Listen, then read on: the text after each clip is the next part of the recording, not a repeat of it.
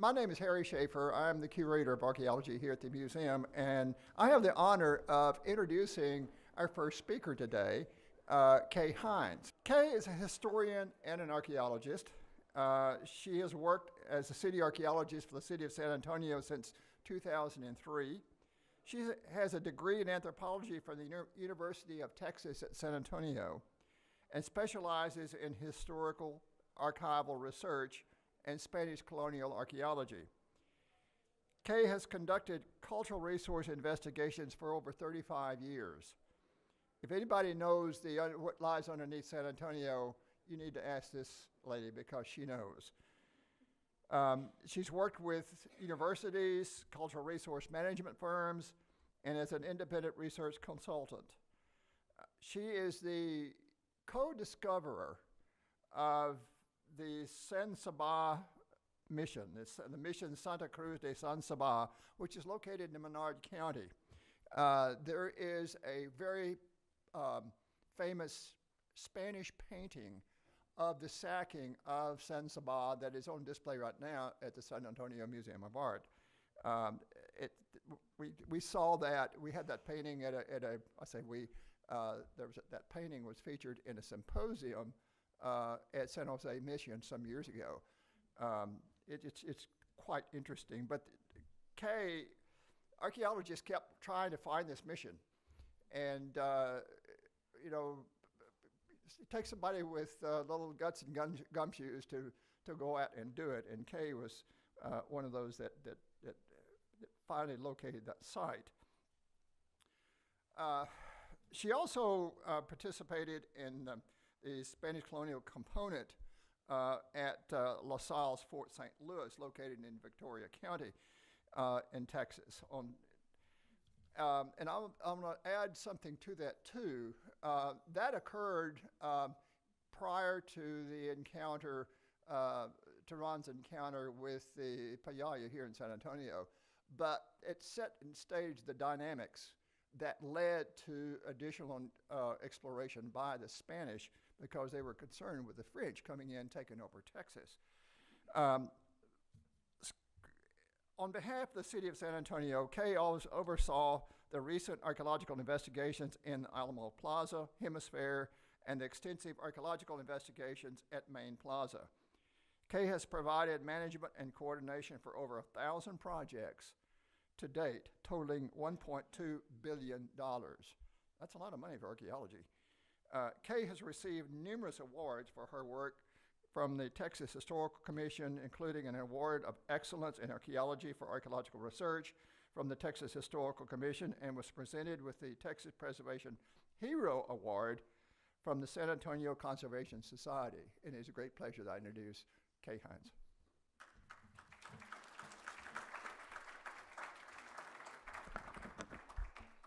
Good morning, everyone. It's so nice to see you all here. And thank you for that wonderful introduction, Harry. And I want to thank the Whitty Museum, and particularly Harry, for inviting me to be here today. As you could tell from my bio, I really normally sort of do more historical archaeology, but I've overseen a lot of prehistoric. But if there are questions you have today, Harry's the real expert on Texas prehistory here today. So I told him he had to tag team with me. But today I was asked to kind of set the stage for the 300 years of history that you will be seeing today. And so I'm actually going to be going back to about 12,000 years ago and kind of fill you in and brief you on who was here before the Spanish actually got here. So we're going to be talking about the really early Native Americans who were here. Now, don't try to read all of this. This is just sort of an overview of the cultural chronology of Texas and of our area. And so as archaeologists, we tend to break down each of these periods. And today we're going to talk some about what is called the Paleo-Indian. We're going to talk about the Archaic, which can be broke up into early, middle, late, and transitional. And we're going to talk about the late prehistoric. And then I'm going to bring you into the contact period or the historic period. And then all the rest of the presentations that you will hear today will actually focus on that. So the first really well-documented evidence for Paleo-Indian, and particularly in San Antonio, is the Paleo-Indian period, which went from 9200 BC to 6000 BC. And the projectile points that you see illustrated include a Clovis Point, as well as some Scott's Bluff. Clovis is the earliest, and Scott's Bluff actually comes into the later part of the Paleo-Indian period. Now, what are the hallmarks for the Paleo-Indian period? Well, there are a number of different hallmarks that we can say distinguish that Paleo-Indian period. And during that time, it was the Pleistocene.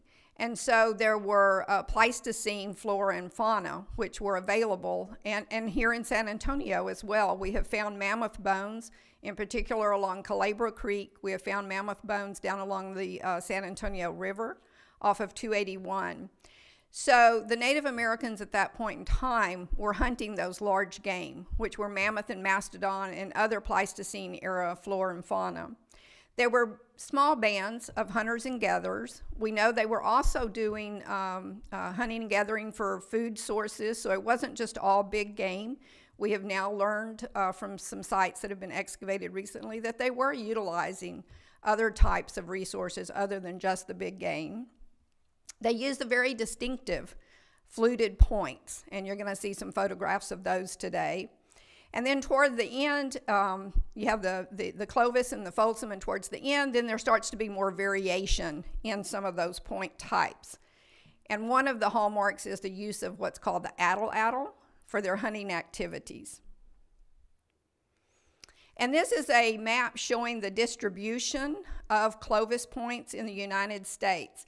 So as you can see, we're sort of right in that southern part of that extent, and you can see the really, really heavy occupation sort of in the east and the northeast, with some occupation in California. And this is actually a Clovis Point that was found at a site that we're going to talk a little bit more about this morning. And as I said earlier, the Paleo-Indians were hunting the large game.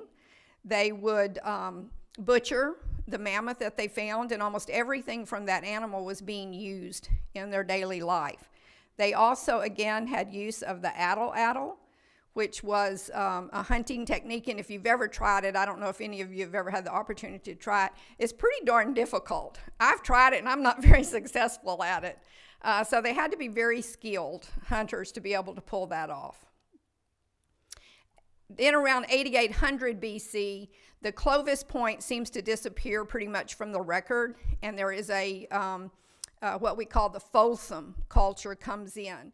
And that's also where they're hunting more of the ancient bison, maybe not quite hunting as much as the larger mammal. And this is a map that shows the distribution of Folsom points that have been found in the United States. Now, this is a site, one of the earliest sites found in San Antonio. It's 41 BX 52. 41 is meaning the state, BX is Bexar County, and 52 means this was the 52nd site found in Bexar County. I can proudly say that today we have about 2,700 recorded archaeological sites, which makes us one of the cities and areas in the entire state with the largest number of recorded archaeological sites. So you can tell that this was a ways back. This site is located along the Leon Creek, where 1604 now crosses the Leon Creek. So if you drive out to UTSA or if you're in 1604, you're literally crossing over this site. And it was called the Pavo Real site. It was excavated by TxDOT in 1979 and 1980 when they were expanding. At that point in time, 16 was just a little farm-to-market road that was out there, as you can kind of see, let's see, right here. And so when they were excavating, which was required that TxDOT had to do that, they found this incredible site. How many of you knew when you were driving on 1604 over the Leon Creek you were crossing this important site? All right, one or two, right? Well, now you'll know. So when you cross over, you'll be able to look down. Now, the Pavo Real site, a couple of the sites I'm going to talk about today, had not only a Paleo-Indian component, but it also has an Archaic component. So it was kind of hard to distinguish that, but I wanted to show you photographs from all the various types of features that were found. And this is actually an Archaic feature that was found at the site, which consists of all of these large burned rock middens and hearth features that were found at the site. Now, what were those used for? I'll show you some slides a little bit that will kind of talk about that, but they're cooking features is what they are. The site was excavated, and this is a story that as archaeologists we hear all the time. So they had this wonderful Archaic site, and they got down to like 2 days before the project was to end and be completed. And they had gotten down to a terminal depth that the archaeologists at the time thought that was it. There could be no human occupation below that zone. Well, 2 days before they were to end, guess what they found? Clovis Point. So they went back, and TxDOT then funded about an extra 2 months of excavations for this site. And during that time, they found a tremendous Clovis occupation as well as Folsom. So it's very typical. I don't know how many times I've heard that happen, that you have a project, and when you get to the end, it's really where you kind of wanted to start. And this is what it looks like today. So you can see that in many cases, the question is whether or not was all the site excavated. I think they feel 100% confident that they excavated all of the Paleo-Indian component of the site, but there was still much of the Archaic component of the site that still exists. And you can see they capped it. That's why when you drive over it and you see all that concrete, one of the reasons is they capped that site when they concluded those excavations. Another site that's pretty close to my heart, because I was really intimately involved with this, is 41 BX 1396, which is found in Brackenridge Park. How many of you have driven along Mulberry crossing the San Antonio River? Okay, you've been to this site then. Brackenridge Park is literally really one big archaeological zone. Almost any place you put a shovel in the ground there, you are going to find archaeological deposits. And this site, known as the Ninth Hole site, was recorded earlier, but the extent of the site was not known. So, as part of the San Antonio River Authority project that was being done for the museum reach, the River Authority was doing sidewalks and different things, and so they had this project, and I can tell you just a little bit about this, is that they came to us and they had hired a contractor, and we worked very closely with Sarah, as we do with other organizations in the city. And they said, we're going to put in 3 light poles. The permit came to me, we signed the permit, and so the archaeologists began their excavations. And at that point in time, they encountered this small hearth feature in the backhoe trench. If you can see that there, this is burned limestone.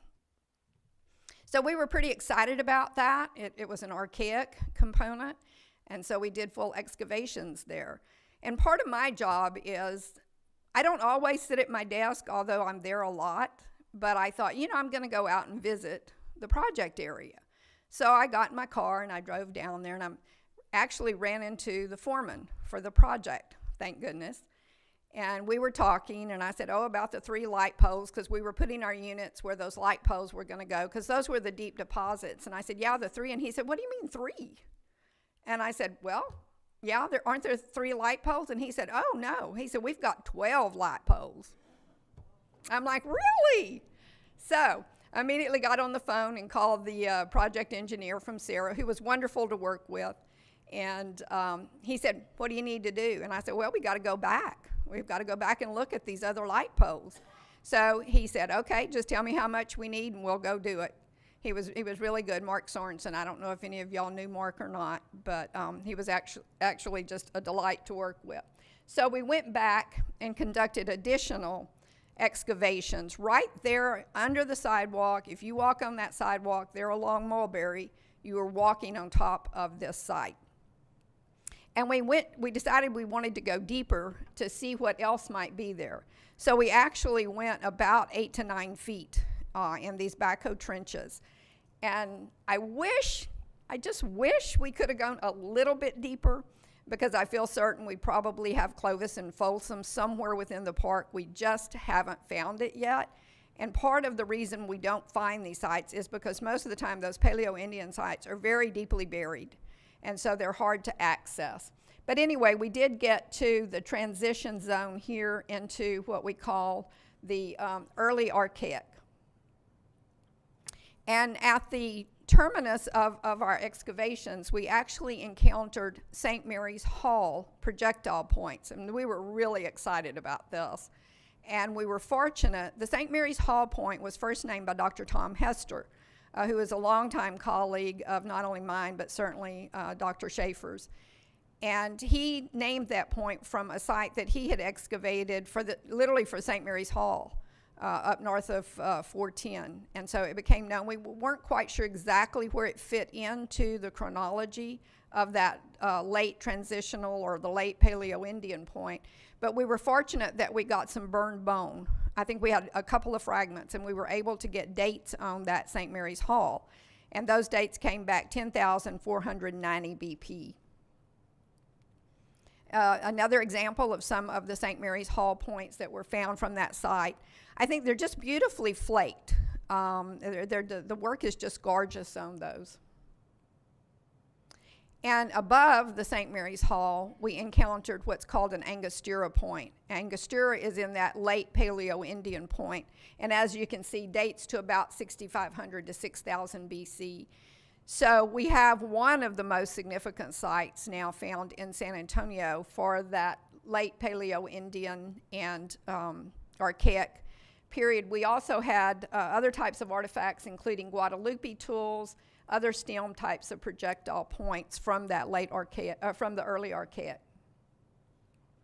The Guadalupe tool that you saw a while ago, this is a illustration that was actually done for Harry's exhibit upstairs, and you'll be able to see this later if you go visit it. That was done by Dr. Frank Weir. These types of points would have been used, or not points, but tools would have been used probably for woodworking and maybe even hide preparation. You can see here where this work is going on. They're using, this is for woodworking. They're making different types of projectiles, and also here for some of the housing. At the end of the Paleo-Indian period, archaeologists call that next period the Archaic. And it also, as I said earlier, consists of the early, middle, late, and transitional. Now, the hallmarks for the Archaic, some of the lifeways continue, but there are various hallmarks for this period. That we get a lot of change in the projectile point types, and we know those and we have names for them because we get those out of radiocarbon dated deposits that have been excavated. And so you start to get a lot of stemmed, instead of just the lanceolate shaped, you get more stemmed, corner notched, side notch types of points. The site types, there's a larger distribution. There's a sort of a little bit different type of settlement pattern that you see. There is an introduction of a lot of grinding implements, such as manos and metates. And we think that what we see in the archaeological record reflects an increasing population from that original Paleo-Indian. This is our common thought on it. As y'all know, archaeology changes over time with new discoveries, so we're always constantly reevaluating. Utilizing a lot of smaller animal and plant resources. And these are some of the types of points that are found, Andice and Paternalis. This is a chart showing the temporal range of the various Archaic period, as you can see from the very early part, and then up to, on this one, up to about 300 BC, and you can see the various types of notching that are done on those points. Again, the same here. One of the hallmarks, too, are these wonderful tools that are known as corner Tang knives. And corner tang knives are really an interesting type of utility. They were used most likely for butchering game and then probably for trade items by the Archaic people. This is an example of how it would be hafted. And I was visiting with Harry the other day, and what he was telling me, if you noticed, it kind of has a loop here. They would literally loop it onto their arms so that they didn't lose it, because they were considered, you know, to the Native Americans, those were really a valuable resource, and they didn't want to lose them, so they would make sure that they were carrying them. Again, the manos and metates, which are used for grinding. Here's an illustration of a Native American using probably a sandstone. We find them in limestone, sandstone material, that utilizing the indigenous resources that were available. So we have their metate. You can see here 2 grinding areas, how those are really smooth, as well as their metate. Also, there seems to be a very large increase in trade, and particularly with the coastal groups. Again, this is a illustration, a painting that you can actually see upstairs if you go to see this exhibit, and I certainly hope you do.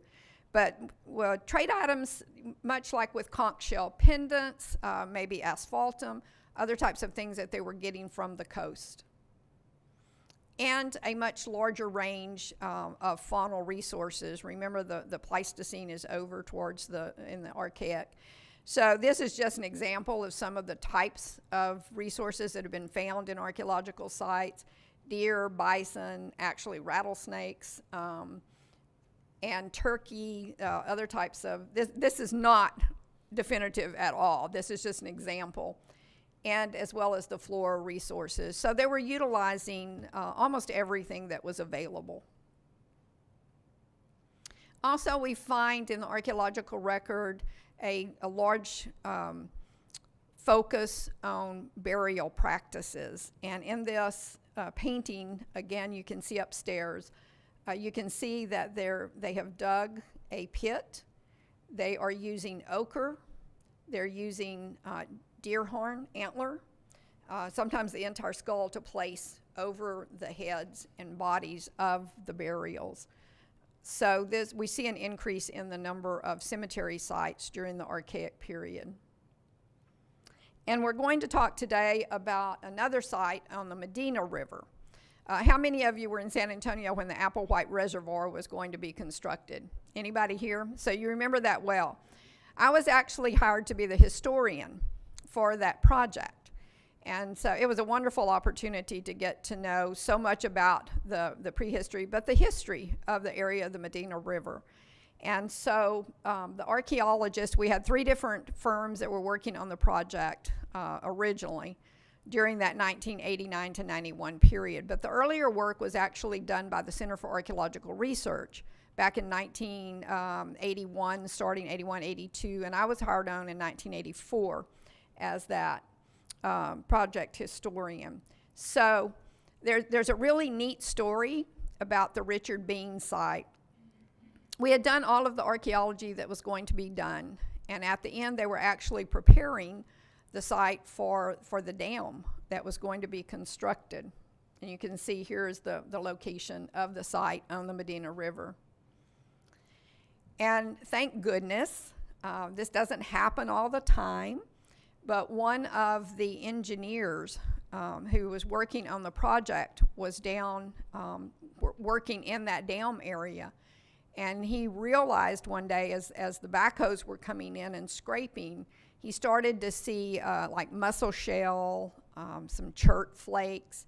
And so he literally picked up the phone and he called Dr. Austin Toms, who was our principal investigator at that point in time. And they were able to stop the bulldozer and the scraper at the site. And it has turned out to be one of the most significant sites in the San Antonio area, and not only regionally, statewide, but also on an international level for late Paleo-Indian archaic lifeways. This is a photograph showing the excavations. They literally, and I remember this so well, literally an hour more and the site would have been gone. And I remember all of us talking at the time and Richard Bean, i.e., who was the inspector who was on the project. And this is just a little tidbit, but I remember we were all like, oh my God, is he going to get fired? We were so afraid he was going to get fired because he had reported it and he had stopped the work that was going on there. But the site represents all time periods, including that late Paleo-Indian, Archaic, all the way up to the historic period. The site yielded over 80,000 artifacts from the excavations. And this site was deeply, deeply buried, 18 to 45 feet. So you can see why we frequently do not find these Paleo-Indian sites. The site consisted of a number of hearths and earth ovens that were being used by the Native Americans. And this is an example showing the preparation of an earth oven and how it would have been used, putting the plant material in to cook. And these were some of the tubers and different types of roots and different types of fauna and flora that was available to the Native Americans and that were utilized and identified at the Richard Bean site. And I had to throw this in just because I had it and it was fun. But I'm like, oh my gosh, I was young back then. So I actually filled in when they were short of crew on the prehistoric component of the site. And it was really a wonderful experience. But I have to tell you, the water screening was really fun when it was really hot. Wasn't so fun when it was really cold. But as you can see, this is a slide that shows the preparation of what Austin thinks were the hunting areas and the gathering areas for the site. Again, a chronology of the various projectile points and tools that were being utilized at the Richard Bean site. These are transitional to the Paleo-Indian into the Archaic. Again, showing the variety of the types of stemmed points that were found. Also, there were a lot of tools, gravers, Guadalupe tools that were being found, and blades. Then we're going to transition at the end of the Archaic period, which lasted for 6,000 years. And you have to stop and think about today, right? What are we doing to the environment and what are we doing to our world? Just think about it. The Native Americans lived here and thrived for thousands of years, utilizing what was available in the native, and they really had very little impact on the environment. So I think about that a lot of times when we're doing these excavations. But again, the late prehistoric, again, various hallmarks coming in for the late prehistoric. What we find then are changes in the types of projectile points. And generally they become smaller. And the reason they do is because they're no longer using the addle. They've transitioned to the bow and arrow. There is a lot of bison hunting and hide trade that's going on. We also find the introduction of bone-tempered pottery. That's not found until we get to the late prehistoric. So by this time, the Native Americans have figured out that they could gather the clay sources and they could make these vessels that would be able to be utilized for cooking. The hunting and gathering continues, but there is a much smaller game during the late prehistoric. So what we find then are smaller animals that are being utilized. Also, there is a shift in the arrow point types. One of the common arrow points that we find are called perdice points. And these are little tiny points that would have been used on the bow and arrow. So these are a hallmark of part of the late prehistoric. Again, some examples of the bone-tempered pottery that are found. Now, when we're excavating archaeological sites, I only know of 2 complete vessels that have been found in San Antonio, South Texas, in our area. There are Caddo vessels certainly in East Texas that are complete, but we seldom find that.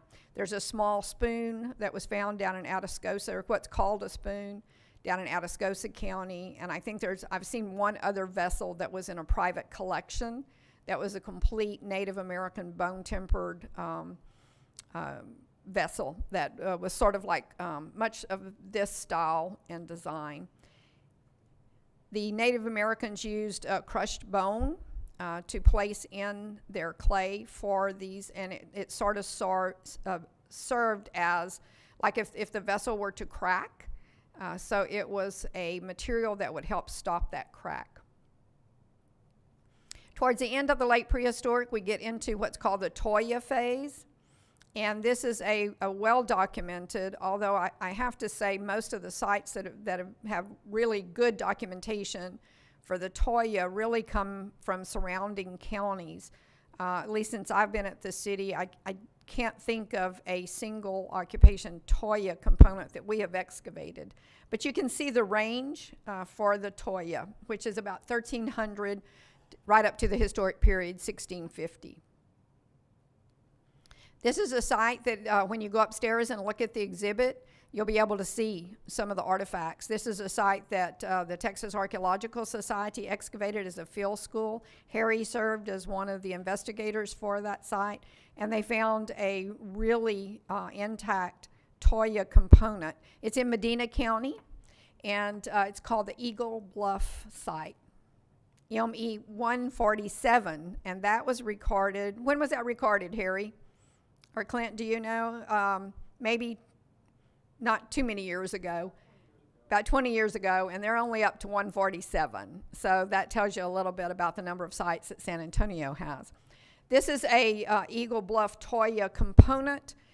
We know that from the excavations that it consists of Clovis points, a large number of end scrapers, and formal knives that were being utilized during that time. And those types of tools were being used frequently for bison hide scraping, and actually for the cutting of the bison hide. Once the bison had been killed, then they were using those types of bifacial types of knives to utilize. There was also a lot of trade going on, particularly with the Caddo area. The Native Americans we find Caddo ceramics in those Toya components in South Texas, and we do have some Caddo sherds that show up in some of the sites in San Antonio, as well as the Caddo sherds from the Medina County site. Also, shell beads are found. At the end of the late prehistoric, we have the historic period, and that's generally considered after AD 1600. In San Antonio, it's a little bit later when the Spanish entradas start to come in. They encounter, we know from the accounts, they encounter a number of different hunting and gathering groups. They tend to, those entradas record different names beginning in about 1689 and then going forward. At some point, the Spaniards just lumped these groups into what they call Kovalchukans. And so we kind of have called them that today, but they were actually different groups, and some of them didn't necessarily speak the same language. So the Kovalchukans are the groups that were brought by the Spanish into the missions in San Antonio. And as you know, and you're going to hear a lot about today, San Antonio was founded on May the 1st, 1718, by Alarcon on his expedition. And there had been earlier expeditions who had advocated for a settlement and mission here. And the Spanish always had a trifold type of settlement. So it's mission, presidio, and town. And this is how they would settle. And the Spanish relied upon the missionaries, really, in many cases. And they wanted to convert the Native Americans and to make them really tax-paying citizens for the Spanish government. Tom Campbell, in his landmark work, identified over, I believe, about 85 groups that he identified that came into the missions. Again, the types of artifacts that we find are the Goliad ware, and we find that Goliad ware is one of the largest categories of artifacts that we find in these historic sites that we excavate in San Antonio.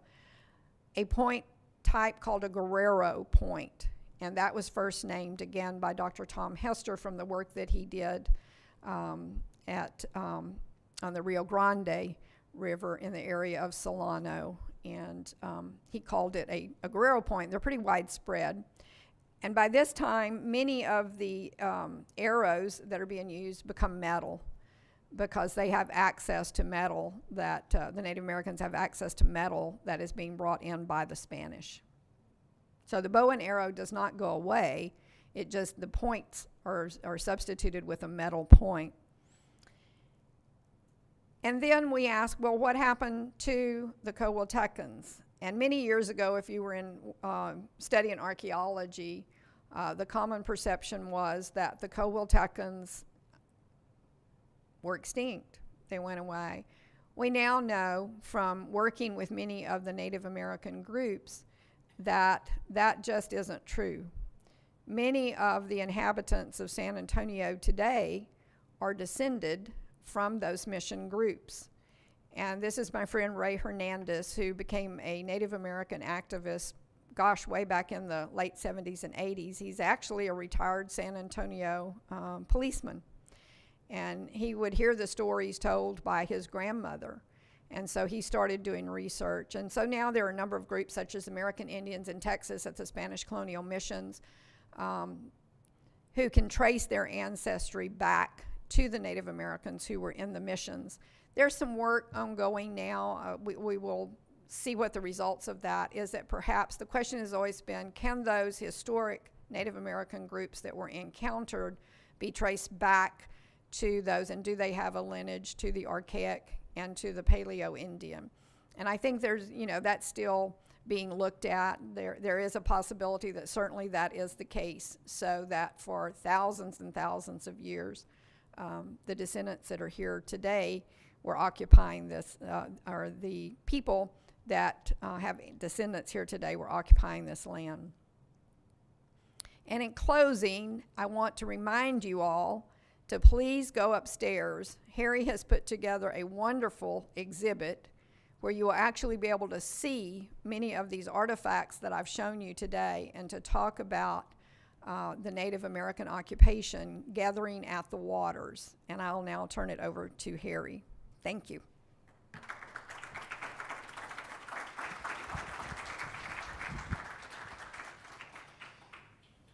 Kay, don't leave. This is Q&A. Oh, okay. Yes, we have some questions. Okay. If I can't answer, Harry can answer. Good morning. Thank you so much. You said that in the Archaic period, the population seems to have increased. Yes. Okay. Connection then, possibly a better diet? Are they cooking animal flesh rather than eating it raw or something that increases dietary,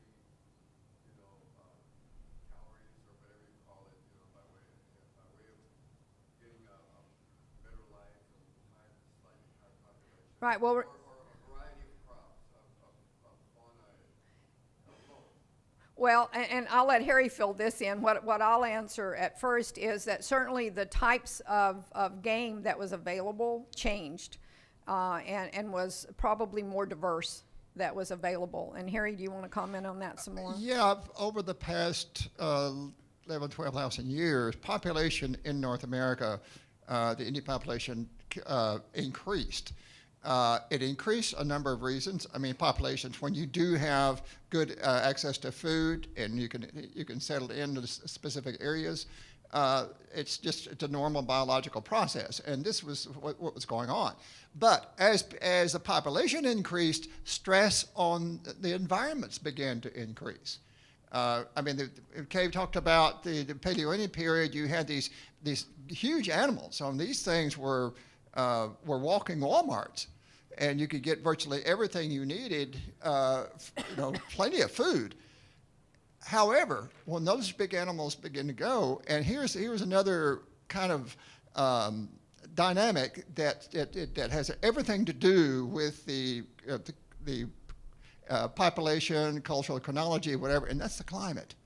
The climate was was beginning to gradually warming after the Pleistocene, yes, but there were periods of cold, there were periods of warm, hot weather and droughts. And during those episodes of the cold periods, the bison would come into Texas. And when those happened, you had really a good source of food. When it got warm and hot, bison moved out, and they began to put stress on the environment. And that's where we start getting a lot of the earth ovens and use of local plant resources and smaller game from deer, and rabbits and squirrels and mice began to be consumed because of the big game's gone. So those are some of the things that were going on with the population increase. But we see the results of that in the abundance and density of sites through time, beginning to get more and more dense. And I will close by this, is that there was a tremendous population of Indians in Texas when the Spanish first came in. We know that disease epidemics hit a lot of them. We don't know why there was such a decrease in population. Disease is probably the one culprit in that, but it may not be the only one either. Yeah. Yes. Yeah. Different types of seeds. Well, in many cases, they were actually even making something like a mush that was being used out of some of the ground types, like pecans, that they were grinding. That was one of the main food sources, particularly here in San Antonio. Yeah. And we know that they were making different types of bread, almost like a bread that was being made by some of that ground material. Yes. Yes. Yes.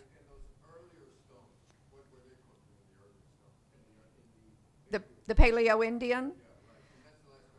No, that's okay. Those are good questions. More likely meat. But they were experimenting.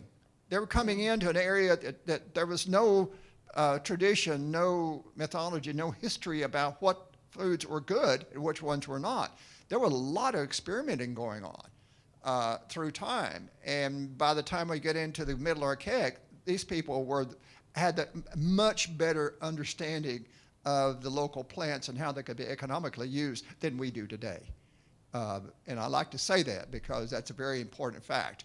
Unless you're a trained botanist, you have no idea usually what types of weeds you see and how those weeds can be used for food or municipal purposes. Yes? Is there any of the pottery that y'all found out for any of the ages? Any evidence of decoration? Very, very little. There's this very small percent of it that's painted red. Some of it has a kind of reddish slip on it. But as far as really decorated art, this is mostly culinary stuff that Kay was talking about. Yeah, most of what we find here has very little, if no, decoration on it. Like Carrie said, there are some. Now, along the coastal area later, there are asphaltum decorations on some of the pottery and in sizing there, but that's along the coast. Yes. The people themselves, were they actually settled? Were they nomadic? Were the folks that came along later immigrants that had come from somewhere else, or was there a steady development of the same population? Harry, you want to? Yeah, they were all hunters and gatherers. They were semi-nomadic. They would settle into an area, like, for example, we know from the ethnographic records that in San Antonio River Valley, Nueces River Valley, Nueces gets its name because of it, pecans. Pecans, they would come in and absolutely eat their way through pecan groves. And they would store the pecans. So pecans would be one of the things that would hold them there. Another thing would be in the July to November prickly pear fruit. That's another common source of food and would bring people in during the fruiting season. And some of these plants had sort of a clinal maturation to them, so the people would move from south to north or north to south. They'd also move around in accordance to where the landscape is getting rain and where it's not getting rain. Where it gets rain, that brings deer. There are lots of factors that they saw in the natural world that helped guide their movements through the year But yes, they were all hunters and gatherers. Oh, go ahead. Go ahead. Oh, I just wanted to add about locally here at Discovery that we think may help to rewrite some of what we know about those archaic people. And as part of the Mission Reach project, there were 3 sites that were found that have what potentially could be much like a Hakal type of structure. And those sites were found along the San Antonio River between downtown and the Mission Espada. So it's possible. We still need to do a lot of work on those. But it could mean that they were actually, like when I started studying archaeology, we didn't think they had any types of structures really that were being utilized other than maybe just a quick, really easy type of throw up with some sticks or something. But we may find out that they were actually constructing like a wattle and daub type of structure during some of those radiocarbon dates came back to late Archaic and late Prehistoric. Yeah. Yeah, okay. Yeah, one of the things that fascinates me is this interest, this growing interest now in the connection between those peoples, the early peoples, and the modern people today. Right. Who are living in San Antonio, like the mountains. And so I'm wondering if we have an idea on the demographic distribution of any concentrations of the native peoples in this area. And do we have we ever done any DNA connections between the originals and the people today, like they've done in other places around the world? Well, I'll say a little bit, and then I know Harry will elaborate on that. What we do know is certainly that those groups, and when Harry was talking earlier about the number of them, we know that when Alarcón came in, the record tells us that there were literally 3,000 Native Americans in the San Pedro Park area that were encountered. So that's a large number. They predominantly Payaya, but there were also some Pampopa and some other groups that he encountered. And we know from that historic record. So we feel quite certain that we have that direct connection from those historic groups to the modern populations. I think and some archaeologists are looking at this, is to try to make that connection. And I don't know that we've done it 100% successfully to date to make that connection back to those Paleo-Indian, Archaic, and late Prehistoric. But there are archaeologists who are doing that. As far as I know, there are many of the Native Americans in San Antonio today are doing their own DNA. And I know in some of our projects, they're actually offering that they will supply their DNA. The problem for us is this, and when we are dealing with human remains, and I'm talking about as the city, we try to be very sensitive to those, and we work very closely with many of the descendants of these groups. And DNA is a destructive process. And so it's really, we don't want to destroy bone. And so that's a little bit of a challenge for us.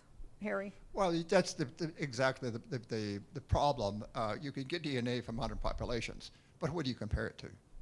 We don't have the DNA going back in time, not in this area and not in Texas in general. There have been some studies that have been done, but not in the proximity to San Antonio where we can use that as a point of comparison.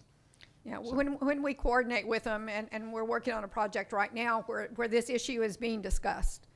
And we're sort of asking, the descendants and the members of the Native American groups. And so far, their feeling is they really don't want the bone destroyed because they feel like we know our heritage. And so I accept that. So we're trying to do what they request of us. But is it possible to do that, to link? Yes, to those historic groups, certainly, yeah. Yes.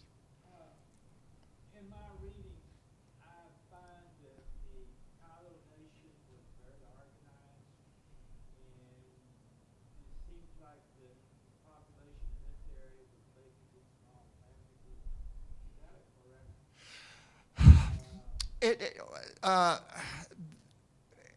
It is and it isn't. There are times of the year when these groups would break up into family groups and disperse, as probably dictated in large by the availability of resources. And then there are times when they would come together. And we also know that when they would come together, Kay mentioned 3,000 people, these spring locations, San Antonio, San Marcos, there are times when they'd have trading fairs.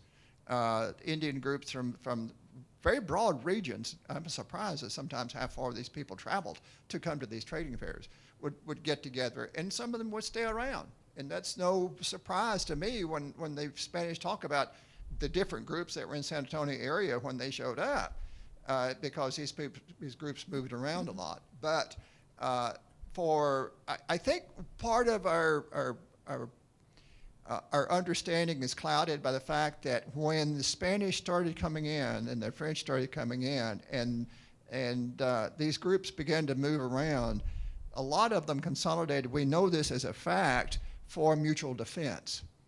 So you would get isolated hunter-gatherer bands coming together into really quite sizable groups.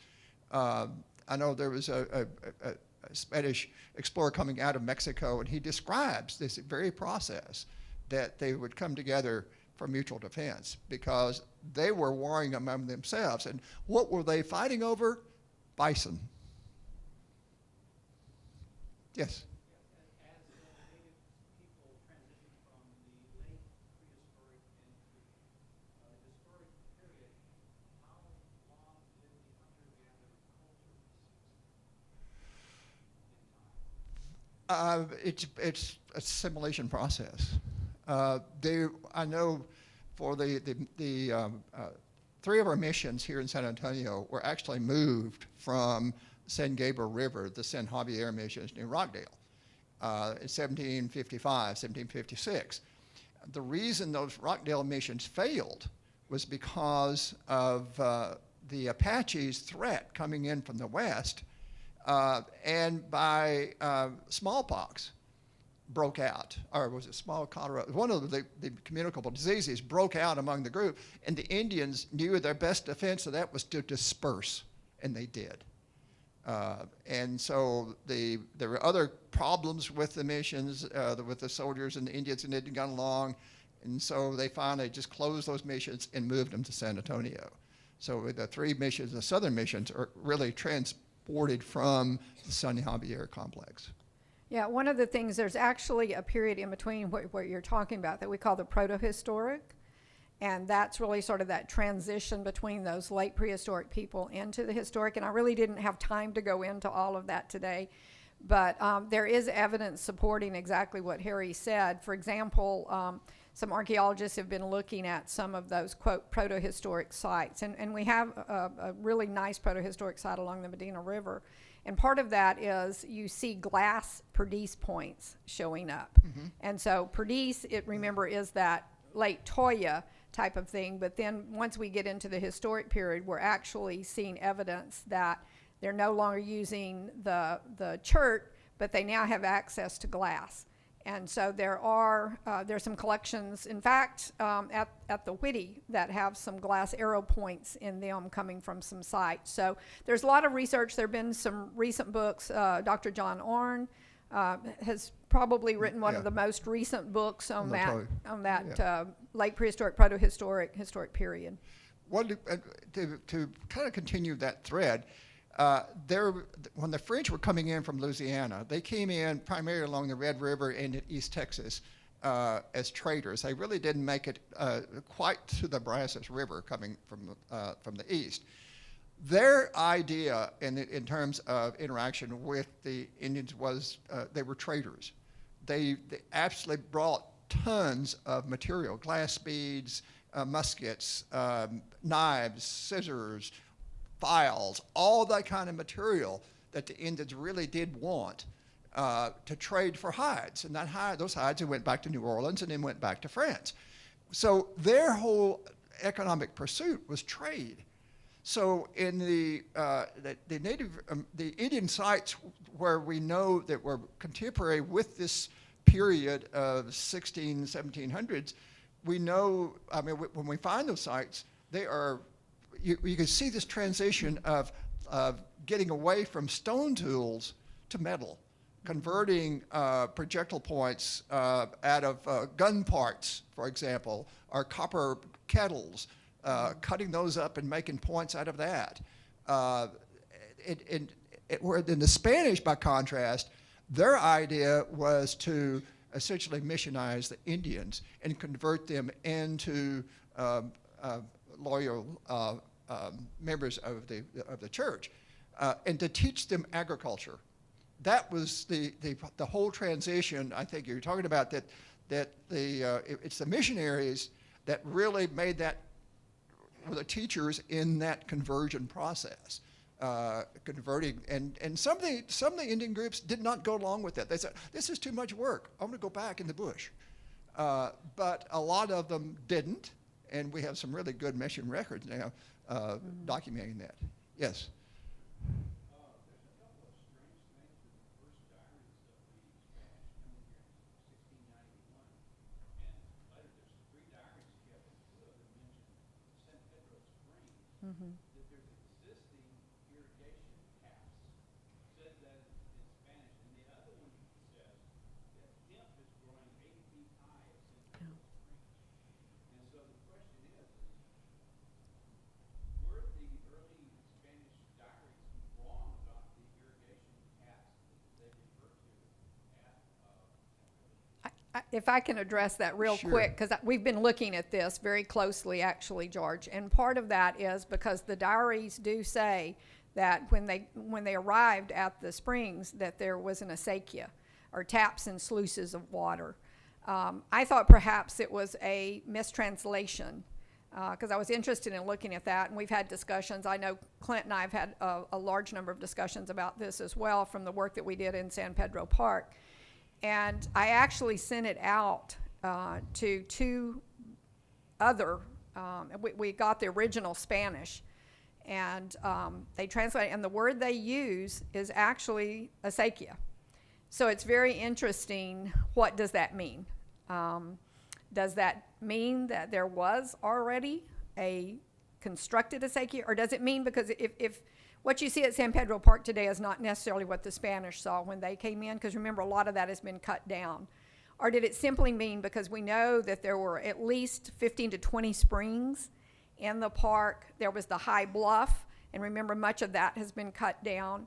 And so were they referring, in their minds, were these flowing rivulets of water, were they calling those acequias? It's a good research question, and it's a fascinating research question. Yes. Some of the artifacts. On my grandmother's ranch, I used to pick up large numbers of large, well-crafted triangles. They were weapon points, so that they were too big for an arrow. But they were made from the chippings coming from the petrified stumps of the big ferns. Palmwood. Yeah.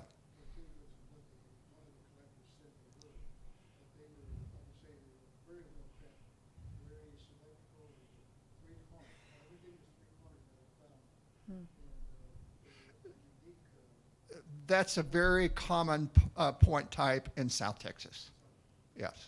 That triangular point, they're just, and there's a period of time here in the valley, about 4,000 BC, where we see those triangular points. It's a very short period of time here, but you go down and Atascosa and south, Atascosa County and south, that's the major point type that you find on those sites down there. I found some other artifacts too. Yeah. At Site 10 on the same river, at 3 Marks Nest Dam, there was a large collection of these crafted rectangles. Mm-hmm. I used to work with wave cocks. Oh, yeah. Oh. Oh, yeah. All the artifacts finding remnants of the old acequia. Mm-hmm. But what they determined was that these flakes were, they were well dimensioned. Yeah. Mm-hmm. And they were used for trade because they were the basic stock to make tools, arrowheads, and other Yeah. artifacts for the Indian tribes. Well, we know that there's a lot of things are made here in Central Texas and in the San Antonio area were traded to the coast. One last thing I want to mention, that Kay talked about the Clovis, and we have the BX52 Pavo Real site. There was some of you will know who I'm talking about. There was an architect, his name was O.C. Archard, and he passed away, I think, in the 1970s. But Mr. Archer grew up here, and he used to collect in the Olmos Basin. And he had collected a number of Clovis points from surface to contacts in the Olmos Basin. So Kay is absolutely right. Somewhere along this river are some one or more really good, dense, large Clovis sites, but they're so deep. Yeah. I have tested a number of locations along the river with backhoes, and we'll go down to a meter and a half, 2 meters, and maybe that's not deep enough. I don't know, but those sites are here, but as Kay said, they're so deep that very rarely do we get a chance to encounter them. Yeah, absolutely. Yeah. They have to be here. Any more questions? Right Yes. Here. Uh-huh.